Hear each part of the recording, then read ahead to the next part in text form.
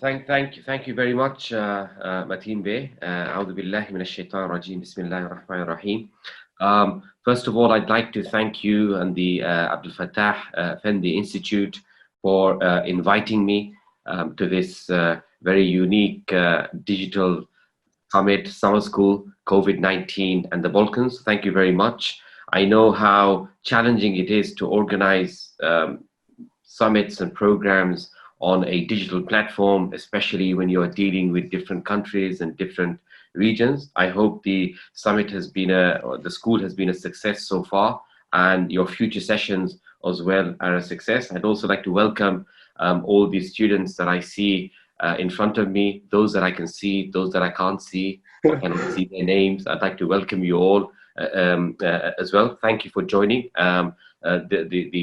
the session today, and thank you for joining the summer school. I think what we are witnessing is new and innovative ways of engaging and imparting education, learning, teaching, research, training due to COVID-19.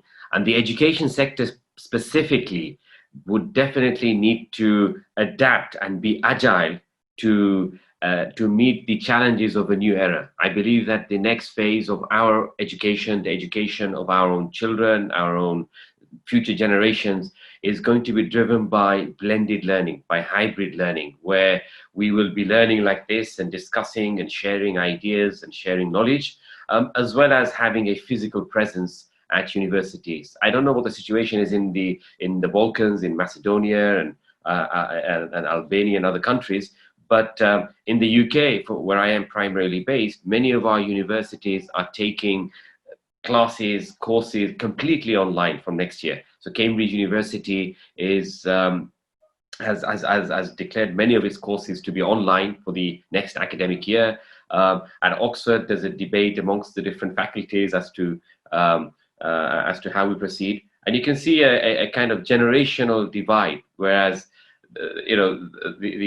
the staff or the faculty staff that are of a certain age or a certain generation are pushing for the digitization of education, and those who are steeped in a non-tech era of education and learning are still fighting for sort of physical, face-to-face education. So we live in a very unpredictable, uncertain, but for me, exciting and also times of serious opportunities that we perhaps never had before. I mean, take this, for example, the opportunity to address you all from these different regions of the Balkans was something that never took place before. And now we find ourselves here.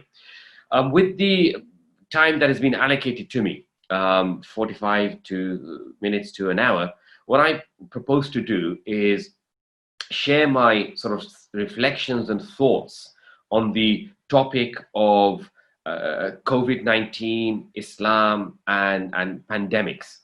I know you have a very comprehensive program with COVID-19 and the Balkans, and you're discussing and exploring with many other academics and professors and researchers and lecturers on different facets of COVID-19, whether it's the securitization, the demographics, I've taken a good look at the program that was sent to me, looking at sort of global politics, international geopolitical shifts, etc. What I propose to do here is just share with you my thoughts and reflections on the theological or a faith-based perspective of COVID-19. And I don't here attempt to speak about laws or legal rulings per se. So this is not about what isn't allowed or what is allowed, or what are we allowed to do or not allowed to do. This is not a session of jurisprudence. It is not a session of fiqh. But this is a session which I hope is a session of sort of theology and moral reasoning. How do we attempt to understand COVID-19 from a spiritual or a faith-based perspective? And I'm coming from the prism of Islam as that faith. Other faith traditions understand pandemics, plagues, epidemics according to their own scriptures in different ways, and not necessarily the same, by the way. So what I've done is I put together a quick presentation, hopefully, which I can share with you, and I'll be going through that presentation. If at any point you can't see the presentation or anything isn't clear, if the moderator or anyone can just alert me, that would be hugely beneficial. So let me try to share my screen now. Once again, hopefully it works. Is that clear? It is working, yeah. It's clear. Thank you very much. So now, what I proposed is to explore the topic of COVID-19, Islam, pandemics, and destiny. That's the subject matter of our discussion. I've divided it into several segments for ease of understanding and ease of sharing our presentation. As I mentioned, if anything is not clear, then please do make a note, and during the Q&A session, discussion session, we can hopefully explore those topics and themes.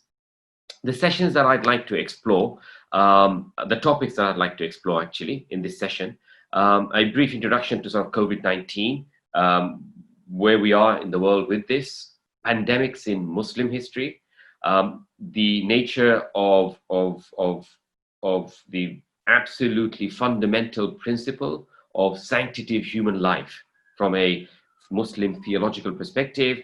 Fourthly, religious reasoning. How do we understand COVID-19, pandemics and plagues within a faith-based framework?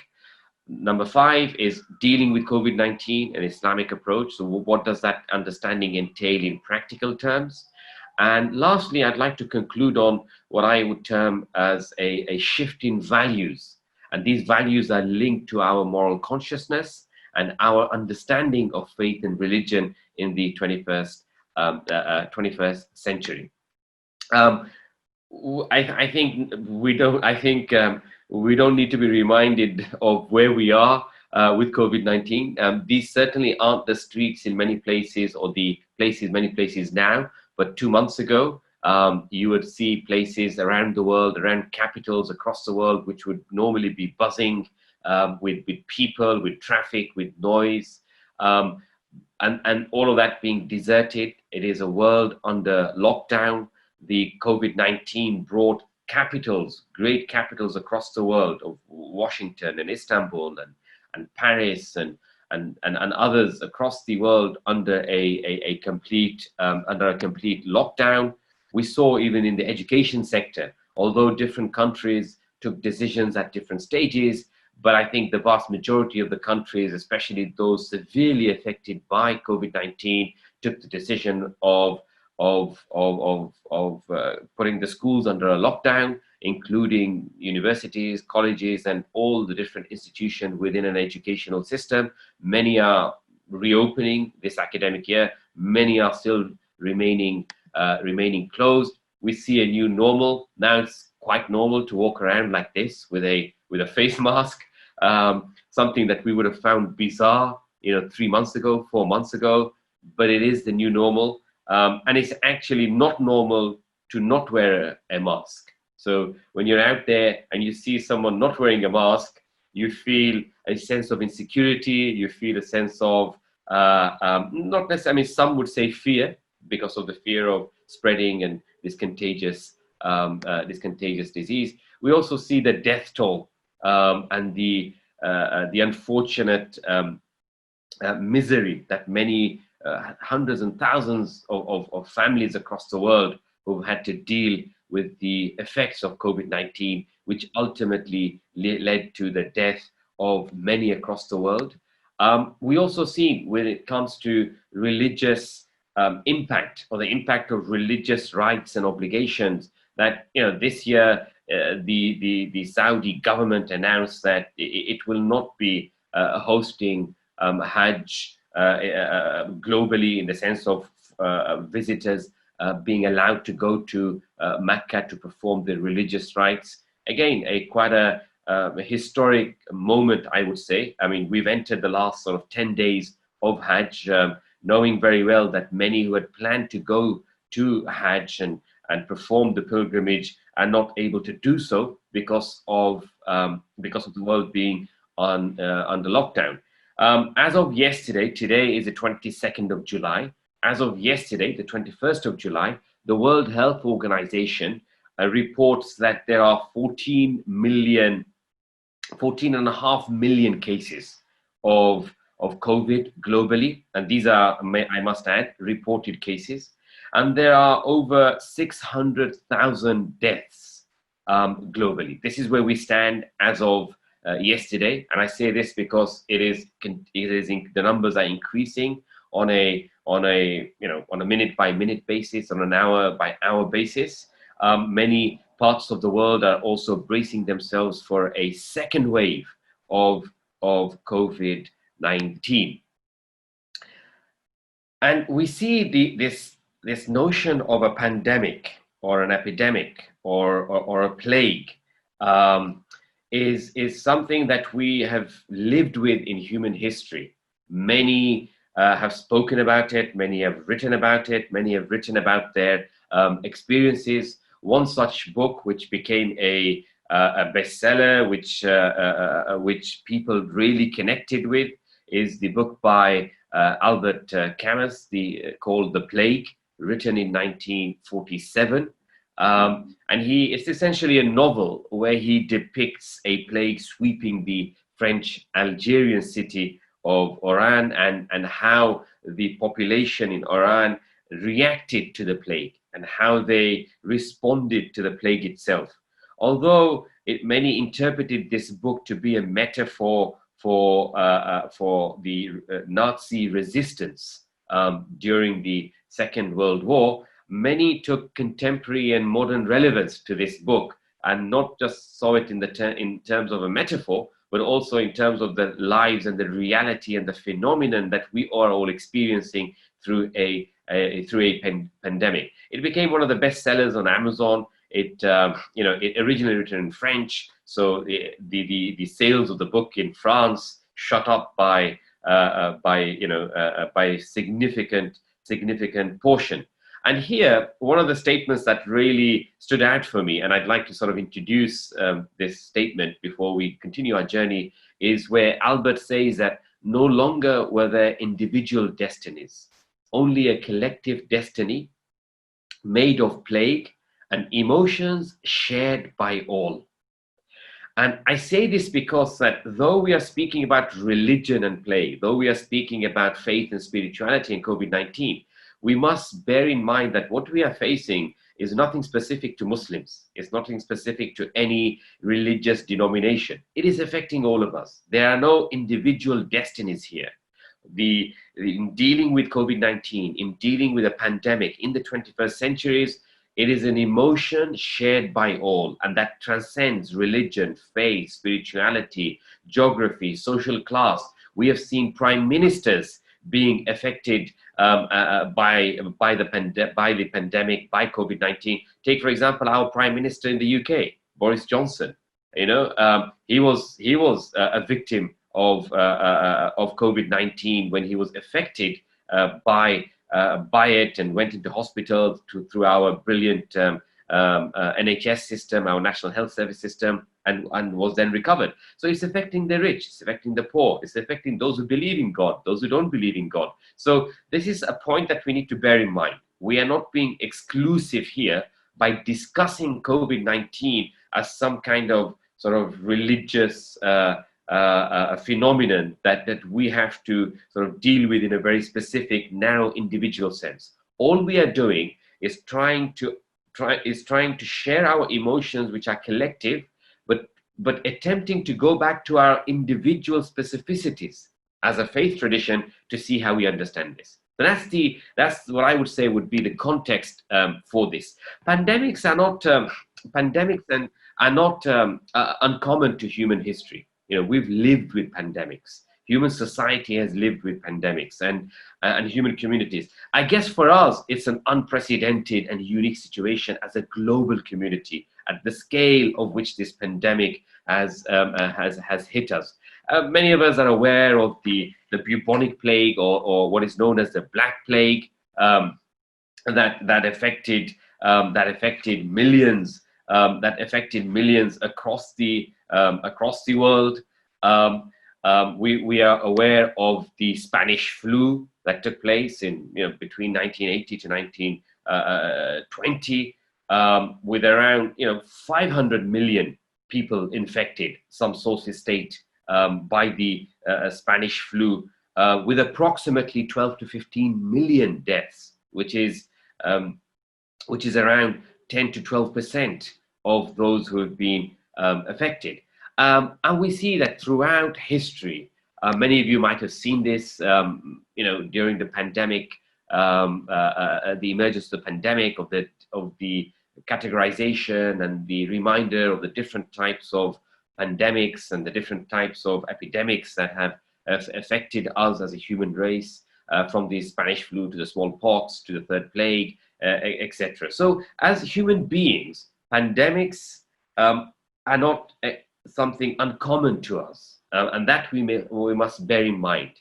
And when we look at Muslim history, when we look at sort of regions where Muslims are occupying, just because Muslims believe in a God or believe in the hereafter or believe in paradise and hellfire or have a theological dimension, it doesn't prevent them from being immune to pandemics. So there's no, because this is and I'll come to explain this is from a divine norm of God. This is a divine norm of Allah, which affects everybody, which affects human beings, regardless of faith, spirituality, and theological belief. And thus we find that pandemics took place and plagues took place from the very early years of the birth of Islam, the birth of Islam itself. We find that in 17 or 18 years even after the Prophet's death, we had a pandemic known as the pandemic of Al-Amwas, Ta'un al-Amwas in Arabic. This is in 693. These are all Christian era dates. So this is in 693, around 16 to 17 years after the Prophet's death. And in this pandemic, you had the death of 25,000 people. Included amongst them are notable companions of the Prophet. So what we term in Arabic as a Sahabi or Ashab al-Rasul, the companions of the Prophet, may Allah be pleased with them all. The likes of Abu Ubaidah ibn al-Jarrah, the likes of Mu'adh ibn Jabal, Fadl ibn Abbas, and many other companions, notable companions who also died because of a pandemic, which was known as the Ta'un al-Amwas. And then throughout Muslim history, nearly every century of the first sort of 7 and 8 centuries of Islam, of Muslim history, depending on which geographic expansion Islam entered into, we witnessed plagues, we witnessed pandemics. So here you see, for example, the pandemic of Al-Ashraf in Syria and Iraq in 705, or Al-Jarif in Basra in 688, or the Muslim ibn Qutayba in Basra, again in Iraq in 748, or in Egypt and Andalus in the 12th century, in Azerbaijan, in many other places. We find that Muslim communities globally, historically, have been affected by pandemics and by plagues. So much so that we find that Muslim historians who document Islamic history, who have documented Muslim history, have made mention in full details of these pandemics. From where did it originate? How many people did it affect? How many were killed? Real life experiences, what I would consider as sort of anthropological source materials on how early communities dealt with pandemics. How do they deal with it? So you find the likes of, these are 3 well-known Muslim historians. Their books here are in Arabic. Many of them are translated into different languages. So you find, for example, the likes of Tabari, a very famous early Muslim historian, documenting in his multi-volume work all the pandemics that he had witnessed, that he had heard of, that he had documented and recorded. The history book by on Al-Bidayah Wan-Nihaya by Ibn Kathir again mentions pandemics and plagues, and also the work written by Yaqut al-Himawi on Mu'jam al-Buldan, which speaks about the histories of countries and cities, where they document as part of an overall narrative of Muslim history the occurrences of pandemics and the occurrences of plagues. Not only that, what we find is that there are specific writings in Muslim history on pandemics itself, on plagues. So the three earlier works that I mentioned by Tabari, by Ibn Kathir, and Yaqut al-Himawi, these are general books of Islamic history. These are source materials in Islamic history. But there are also very dedicated specialist works on pandemics in Muslim history. And one of the very first works is written by Ibn Abi Hajala. So this is in 1362, so around 700-800 years ago, where he brings out and collates his thinking around pandemics, brings together scripture, brings together experiences, brings together documentation, verses from the Quran, prophetic traditions, and a sense of moral reasoning as to how to understand pandemics. So it's one of the earliest works in Muslim history about pandemics. We then find the likes of a very well-known scholar of hadith, of prophetic traditions, Ibn Hajar al-Asqalani, who came many years, 7 centuries after him, who penned a 400-page work on pandemics, Badlul Ma'un fi Fadl al-Ta'un. It's a 400-page work which has actually been translated into many European languages because of its interest.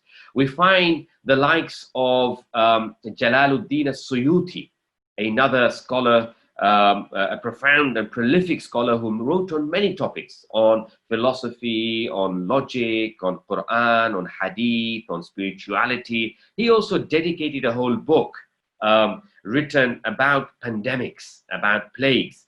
Some say his book is essentially an abridgment of Ibn Hajar Asqalani's work, and he then added to that.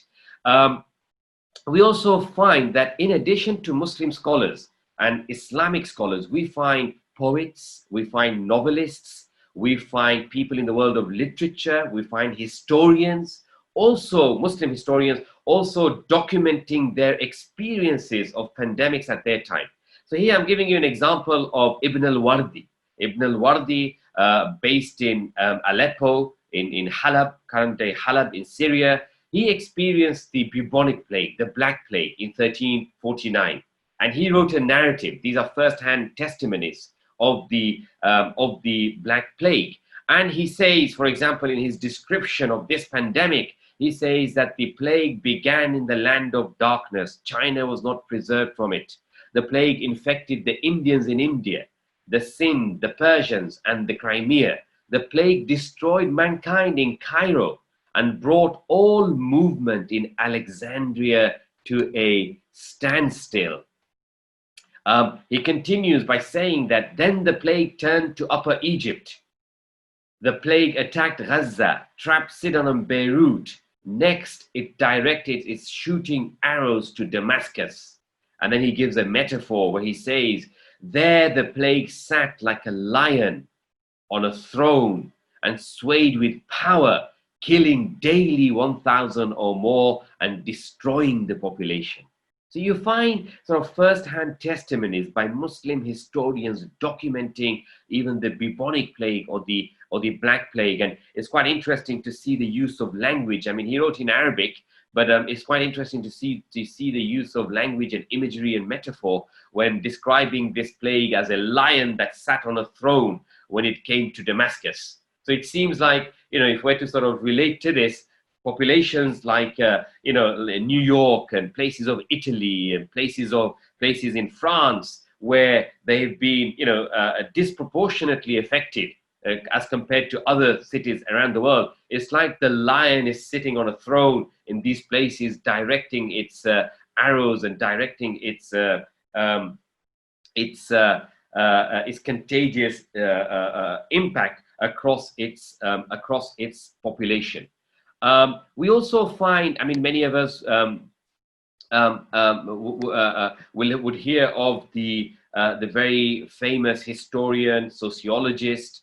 Some claim, the first sociologist, Ibn Khaldun. Ibn Khaldun also documents the Black Plague and the bubonic plague in his Muqaddimah, a masterpiece on Islamic history. And in commenting on this, what's quite interesting is that Ibn Khaldun relates and connects the plagues to civilizational rise and decline. Ibn Khaldun's interest is in the history of civilizations and let's say, the algorithms of civilization, of how civilizations rise and decline. And his Muqaddimah is a masterpiece in this understanding. And thus he connects pandemics to his conceptualization of the rise and fall of civilizations. And he says, in the middle of the 8th century, speaking of the 8th century in the Hijri, in the Islamic calendar, which is 14th century in the Christian era, civilization in the East and West was visited by a destructive plague, which devastated nations and caused populations to vanish. It swallowed up many of the good things of civilization and wiped them out. It overtook the dynasties at the time of their senility, when they had reached the limit of their duration, right? It lessened their power and curtailed their influence. It weakened their authority. Their situation approached the point of annihilation and dissolution. Civilization decreased with the decrease of mankind. Cities and buildings were laid waste. Roads and way signs were obliterated. Settlements and mansions became empty. Dynasties and tribes grew weak. The entire inhabited world changed. The East, it seems, was similarly visited, though in accordance with and in proportion to the East's more affluent civilization. It was as if the voice of the existence in the world had called out for oblivion and restriction, and the world, referring to nature here, an environment, has responded to its call. So here is a very profound statement by Ibn Khaldun linking pandemics to civilization, directly linking it to civilizational rise and decline, which again gives this notion of COVID-19, to what extent does this in geopolitical terms, global geopolitical terms, does this give us an understanding of a birth of a new civilization, a decline of the current world order? And there are questions and reflections to be had on that. Certainly, it would seem that Ibn Khaldun would lean towards that narrative that sees a global pandemic on this scale to point towards the decline of a civilization and the emergence of a new civilization. Before moving on, I'd like to point out that many of these Muslim historians and Muslim scholars who wrote on pandemics and wrote on plagues did not write simply because of intellectual curiosity or academic fascination. Many of them were affected personally by the plague, they and their families. Actually, many of the authors who wrote books on plagues died because of a plague, right? They were victims of a plague. So Ibn Hajala, one of the first works in Muslim history, he died because of a plague. Ibn Hajar Asqalani, a prolific scholar of hadith, many of you who studied Islamic studies or sciences, you'd know, he had 3 daughters who died because of a plague. And he wrote his book after the death of his 3 daughters.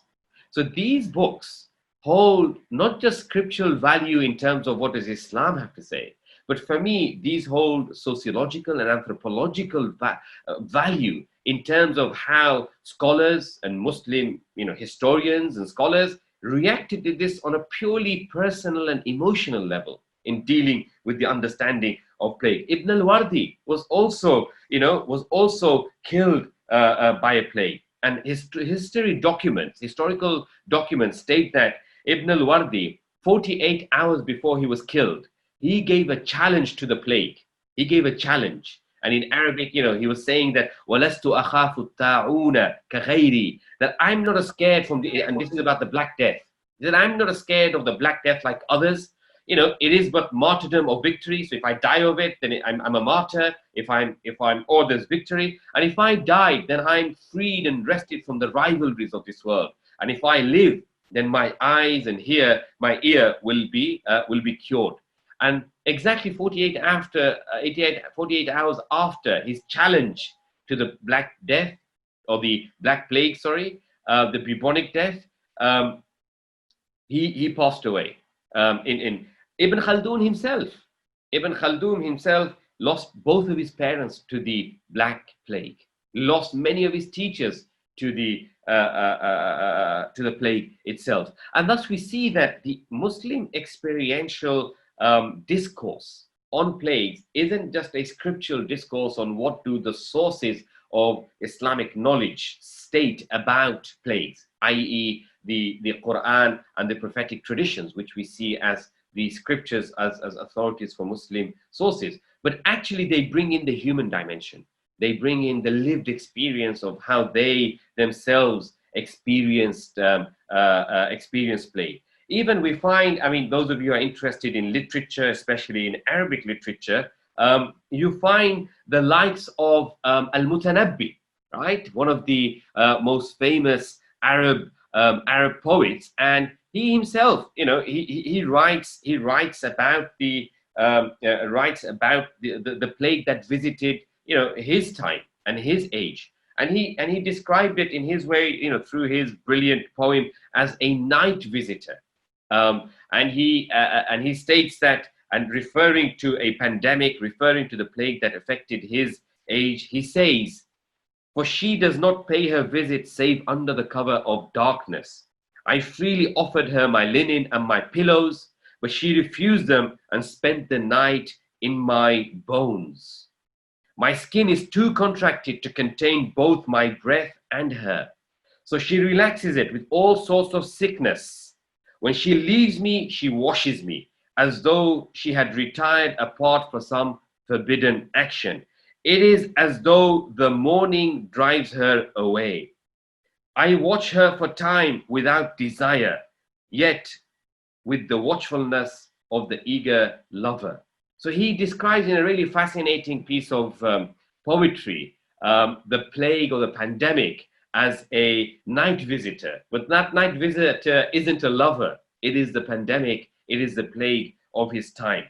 And Muslim history is replete with such vivid, detailed descriptions of pandemics, of plagues and epidemics, and how Muslim scholars reasoned with this, how they brought their own experiences to this, how they linked their experiences to their discourse, to their understanding of life, faith, and spirituality. And in this, I would like to sort of point out 4 or 5 major principles that should govern an Islamic approach to pandemics, an Islamic approach to dealing with plagues and the reality that we are all experiencing, no matter where we are. And at the core of this is the sacred value that our faith teaches, which is the sanctity of life. This is a divine value. This is a value based on faith, based on scriptural understanding. And this sanctity of life means to protect life, to preserve life, and to nurture life. So it's not just a defensive mechanism. It's also a mechanism of enhancement and growth and progress. So that's the absolute fundamental Islamic principle by which we deal with pandemics. That Muslims and Islamic sources teach us the sacred nature of life. We can't simply say, oh, it doesn't matter, it's just destiny, someone's passed away. We are obliged by our faith to protect and nurture a life. That's what Allah had intended. Allah had not intended life to be destroyed, to be destructed. This is not just the life of human beings, but the life of His creation, the life of the environment, the life of trees, the life of plants, the life of forests, the life of animals. These are all to be protected. These are all to be restored in this balance that the Quran speaks about when it refers to this notion of al-mizan. God says, وَوَضَعْنَا الْمِيزَانَ, and we have placed this balance. And this balance between the human world and the animal world, the balance between humans and environment, the balance between the metaphysical and the physical, the balance between the material and the spiritual, the balance between the intellect and the emotion. There is this mizan, al-mizan, governed by the principle of the sacred nature of life itself. This is also the first of the maqasid of the Sharia. Maqasid of the Sharia refers to the objectives for which Islamic legal rulings are legislated. So every Islamic ruling, every Islamic, what we term in Arabic as a hukum, as an ahkam, all Islamic rulings have a maqsad, have an objective. And scholars have, through inductive and deductive reasoning, they have outlined the maqasid of the Sharia, the maqasid of Islam, to be 5. That is the protection of life, the protection of mind, the protection of wealth, the protection of progeny, and the protection of wealth, right? So these are sort of 5 fundamental cardinal principles in Islamic legal theory, in Islamic legal philosophy that underpins our faith. And the first principle is the preservation of life, hifzun nafs. This is the first principle that governs our understanding of faith in God. That we're here to preserve life. We're not here to take life. We're here to nurture life. We're here to nurture our experience of life as well. And building on from this, we find that the jurists state, Islamic legal scholars state that if there is any conflict or tension between the 5, between preserving religion, property, etc., then priority is given to the preservation of life. And this is the understanding why we saw, for example, in many Muslim countries, Turkey included, that when it was established that this is contagious, it is a pandemic, all the mosques closed. And you may have seen some zealous Muslims in certain quarters saying, why are we closing the mosques? Don't we believe in the destiny of God, etc.? Hold on. This is also the same God that tells us when there's a tension between life and religion, it's life that takes precedence. It's life that takes priority. Yes, praying in mosques, in congregation, is a religious act, and especially for Friday prayers, a religious obligation. Look at the Hajj now. These are religious obligations, but we are prevented from fulfilling them. Why? Under the principle of preserving life. But because in order to fulfill an act of worship, if one's life is at risk, then Islam and our faith calls for the preservation of life, even if it's at the expense of a Islamic legal obligation or imperative. So this is an absolutely cardinal principle of Islam. Another principle, la darara wa la dirar. There is no harm or reciprocating of harm. This is another legal maxim in Islam, which is Islam calls for the removal of harm, and we cannot sort of disseminate, reciprocate, retaliate with another harm. Ad-dararu yuzal. Harm is to be removed. It is to be abolished. It is to be taken away. We do not bring harm onto ourselves. So these are, I would say, like 2 or 3 sort of fundamental ways of understanding as an introduction to our religious reasoning of a pandemic like COVID-19. Sanctity of life, preservation of life, and the notion of harm in Islam is to be removed. We don't reciprocate harm. We don't grow harm and nurture harm. We nurture safety and protection of human life. I'd now like to sort of shed some light on religious reasoning, and part of this is also moral reasoning. How do we understand this? As believers of a faith tradition, how do we understand? This? What are we supposed to read this as? And here I put sort of 6 key concepts. Each one are deep concepts, by the way. So I won't have the time to go through each one of them, but I'm just going to sort of shed some reflections on some of them.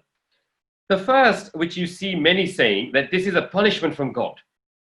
Punishment for all the ills, punishment for all the sins, punishment for all the evils, punishment for people not listening to God and following his messenger, not believing in God, punishment for whatever it may be.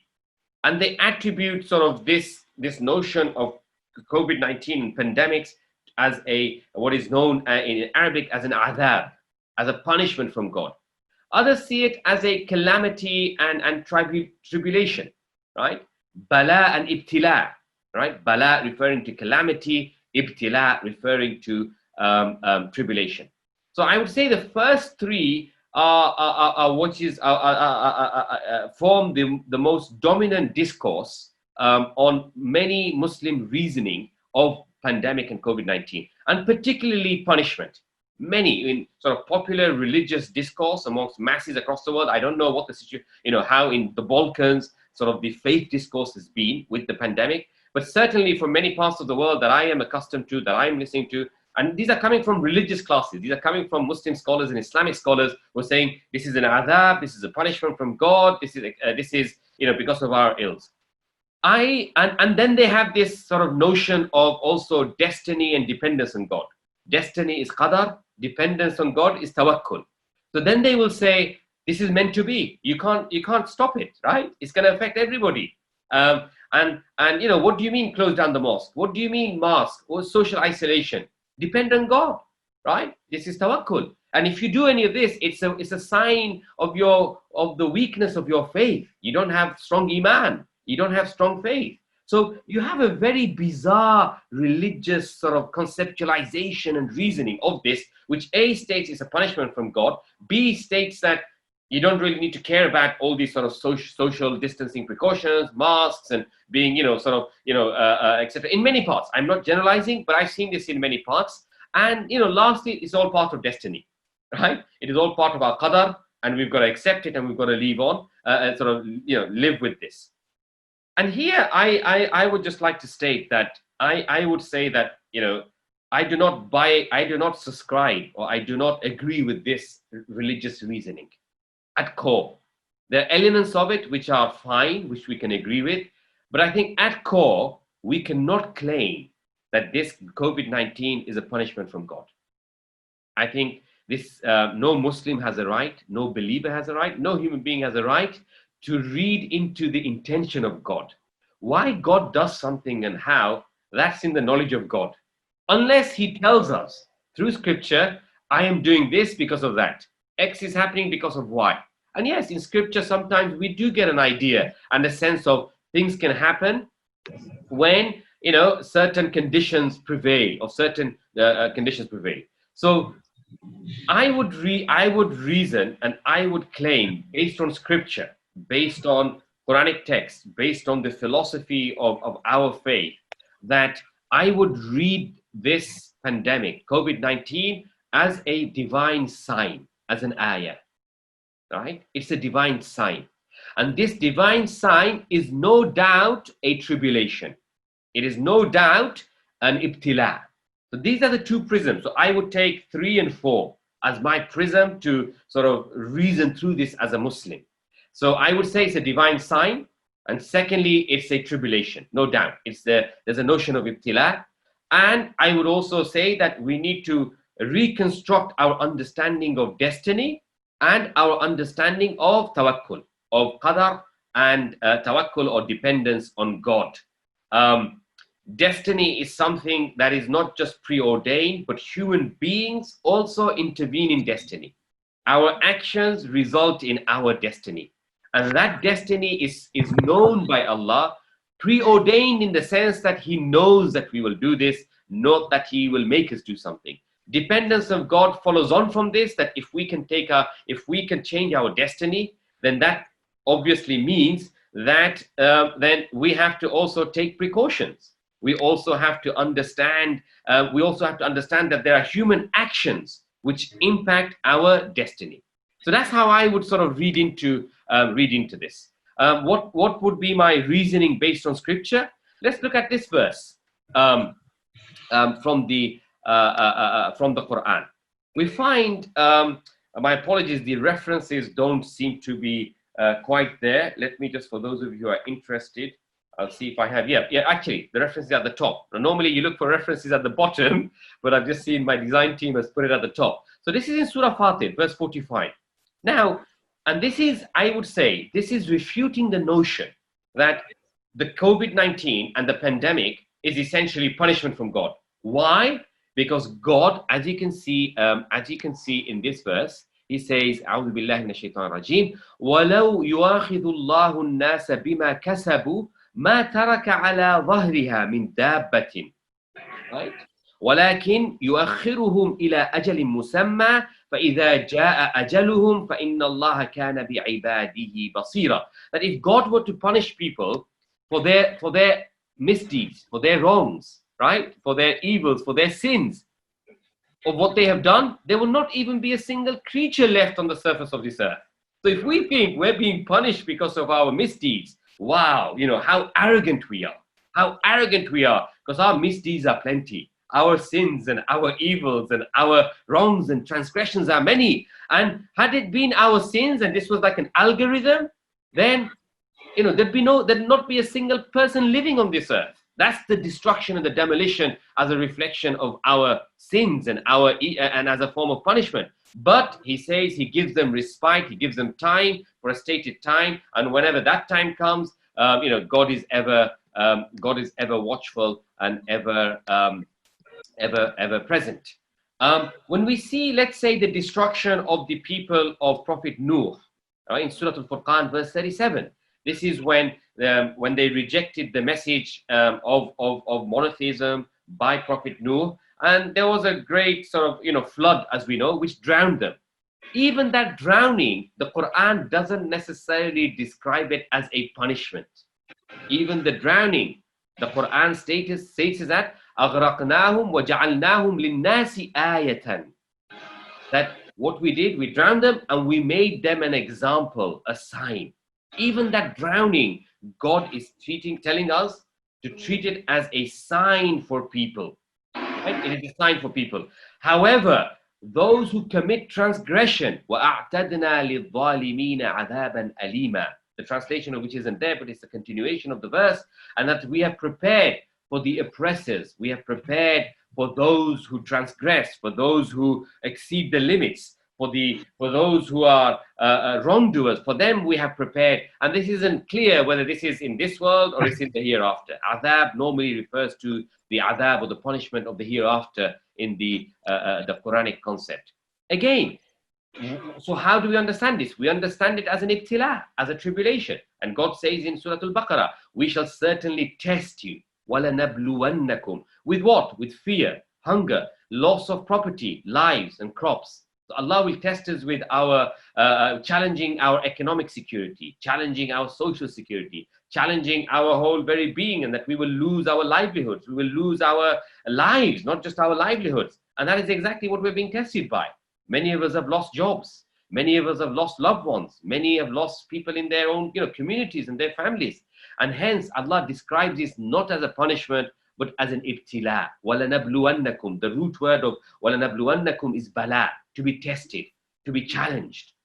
And thus, we see that even what we face, also Allah says, and this is in the context of destiny, that Allah says that whatever happens on earth, and especially in the context of corruption, right? And if we see the pandemic as a form of corruption or fasad, then it's what? بِمَا كَسَبَتْ أَيْدِي النَّاسِ.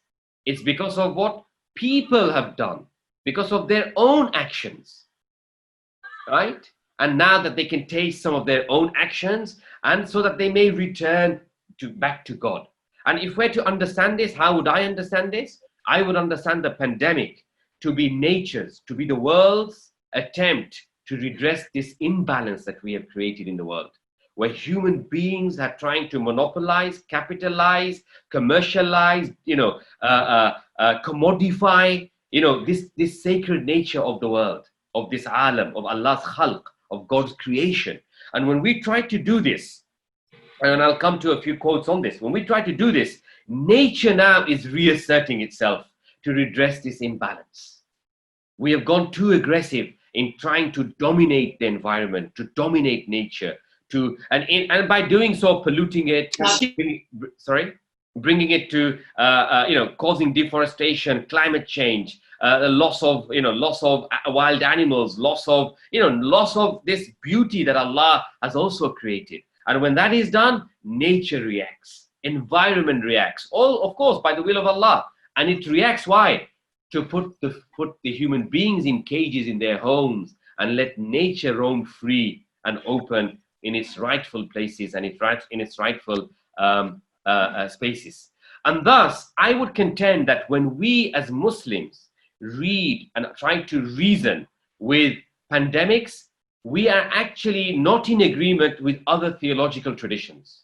We are not in agreement with, for example, a Christian response to a pandemic, which will see the pandemic or any pandemic as a punishment from God. And here you find Professor Michael, who's published an excellent sort of research piece on the comparative communal responses to the Black Plague in both Muslim and Christian societies. And it's very, very, very enlightening what he says. He says that the Black Death touched upon the central theme of Christian teaching concerning evil and human suffering. Western man, and here in the context of Christianity, took the plague epidemic as an individual trial more than a collective social calamity. The Islamic tradition, however, has not concerned itself to the same degree with personal suffering, right? The central problem for the Muslim is the solemn responsibility for his decisions that affect other people's lives or other men's lives and fortunes within a purposeful creation, i.e. the actions that we take that impact our lives, the lives of others, and creation itself. The cosmic settings of the two faiths are wide apart in their emphasis.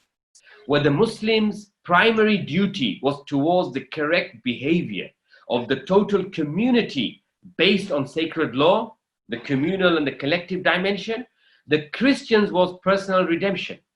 Where the Quran supplied guidance, the Bible furnished consolation. For the Muslim, the Black Death was part of a God-ordered natural universe. And in our understanding, this universe trying to reassert the balance. However, for the Christian, it was an eruption of the profane world of sin and misery.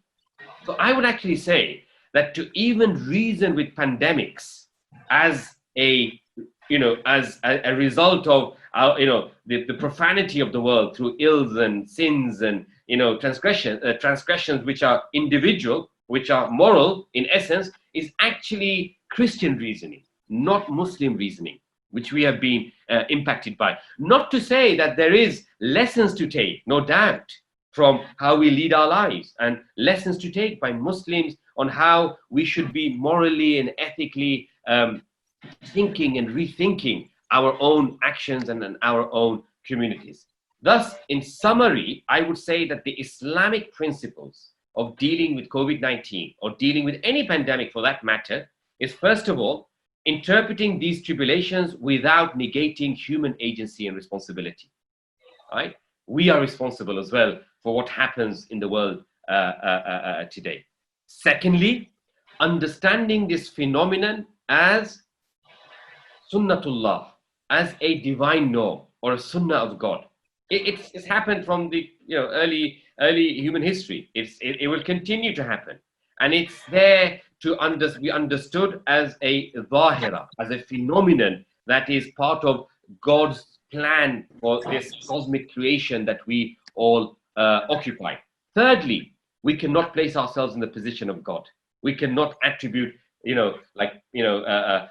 transgression of sacred laws to result in a pandemic, to result in a COVID-19 or whatever. But and I'll come to this lastly, actually. And we need to adopt all worldly means to prevent harm to human life and to protect human life, based on the two principles that we mentioned earlier. And at the same time, we should draw ethical, moral, and spiritual lessons from COVID-19. So yes, it is a time for reflection. It is a time to see, look, what are we doing to the world? What are we doing to people in terms of rights and responsibilities and civic communities? And this pandemic has laid bare the global inequality that exists, the inequality between the rich and poor, the inequality of social classes, the inequality of countries that can deal with the pandemic because of their robust health system and the countries that can't. So it laid bare a lot of socio-economic, political, imbalance. It laid bare the fact that we are essentially transgressing and dominating this world, where we are not supposed to be at the center of this world. Human beings are not supposed to be at the center of this beautiful world that God has created.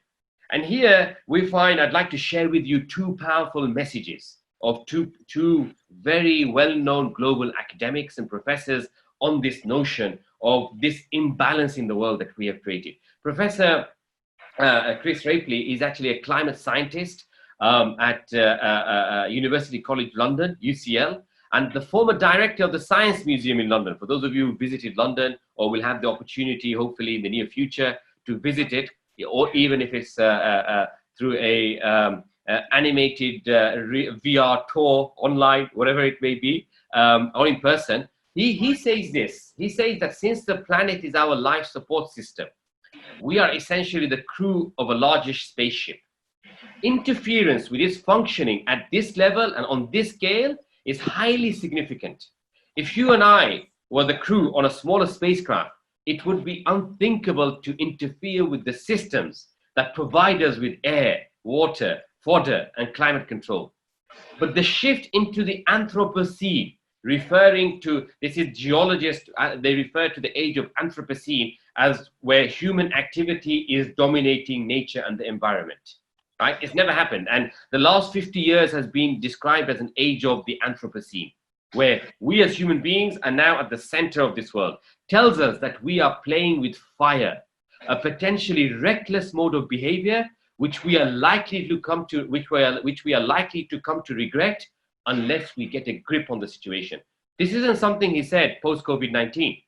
He stated this 7 years ago in one of his writings, right? Reminding us that, look, our messing with nature, our tampering and interfering with the system, this mizan that God has created, will lead us into a serious catastrophe. Professor Lord Martin Rees, who is the Astronomer Royal of the UK, an emeritus professor of cosmology and astrophysics at the University of Cambridge, he's been warning us for the last 3 decades, writing books and lecturing and articles.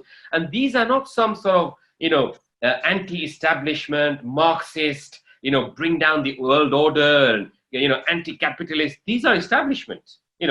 Professor Lord, Martin Rees, teaches at Cambridge University, sits in the House of Lords in the British Parliament. These are establishment figures. But people of what? People of intellect, people of wisdom, right? These are the hukama. These are the people who the Quran refers to as imparting hikmah. And hikmah is not just bound by faith and religion and just you have to be a Muslim to have hikmah. No, hikmah is given to whoever Allah wills. God gives hikmah to whomever He wills. What does He state? He states that the darkest prognosis for the next millennium is that cyber, or environmental catastrophes could foreclose humanity's immense potential, leaving a depleted biosphere. He has a book called The Final Hour, where he speaks about the cyber, and potential environmental catastrophes that we are all heading towards.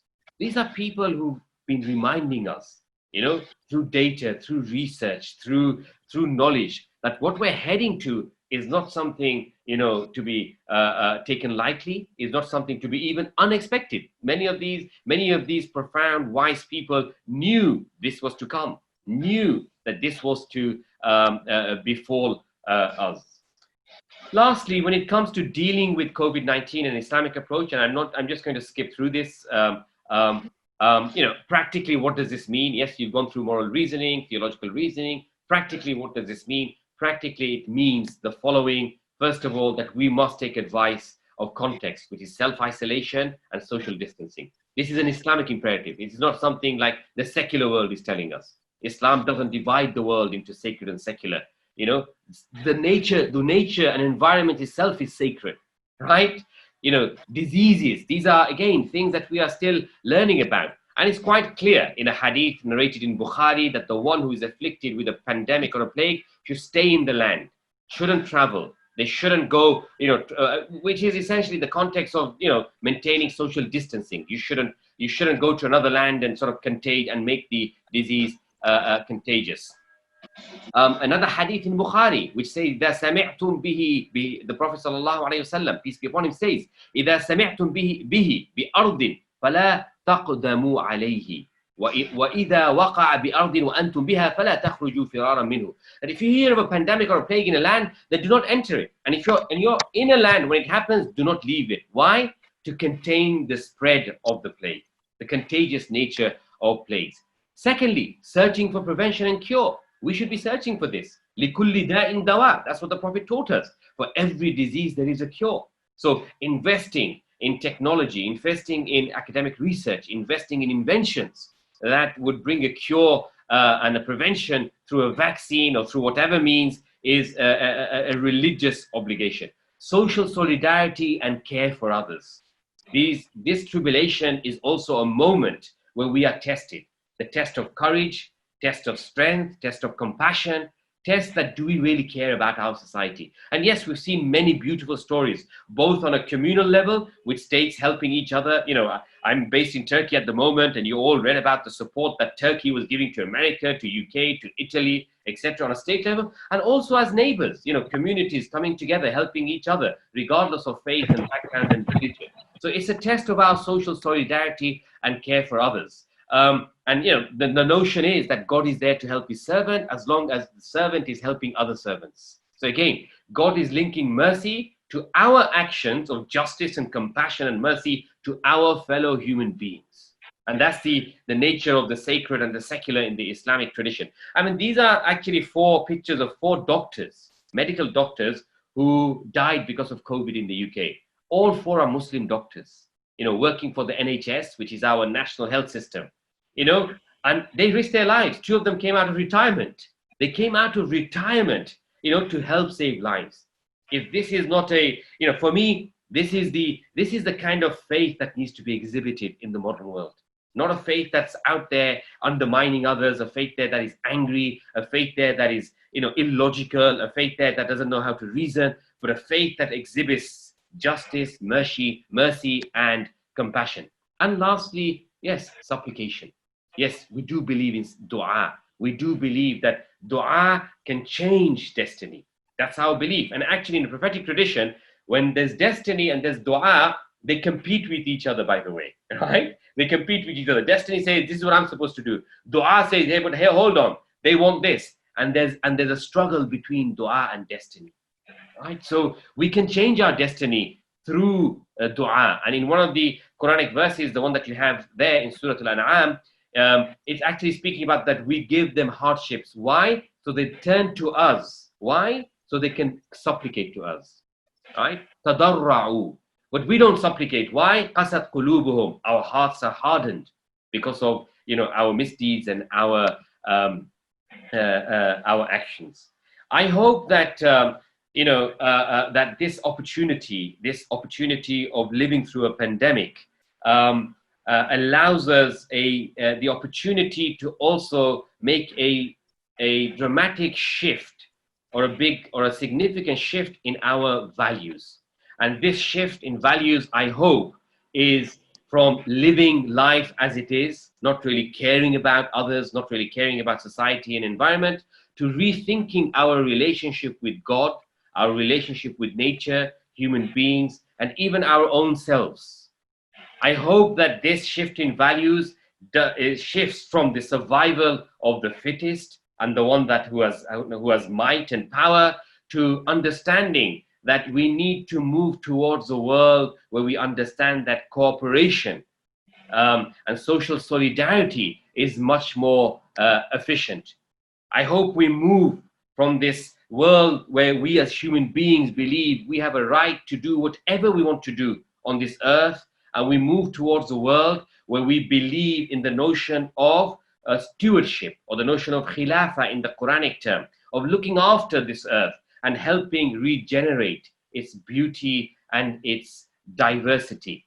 I hope that we move from a world where we realize that it's not just the science and the rational mind which matters the most, but we need to also move towards a world that integrates the human, the body, the mind, the spirit, and all of this are continuing and interacting in a continuous fashion. I hope we move from a world that believes that consuming is our right, and move towards a space where we realize that what we all really desire as human beings at the very core level is to satisfy the human longing for meaning and beauty. And for us, faith, Islam, our spiritual tradition gives that meaning and provides that beauty. And I end with the quote of the Mawlana Rumi, wherein he states that this too shall pass, the dark night of the soul shall pass, trials and tribulations will also pass.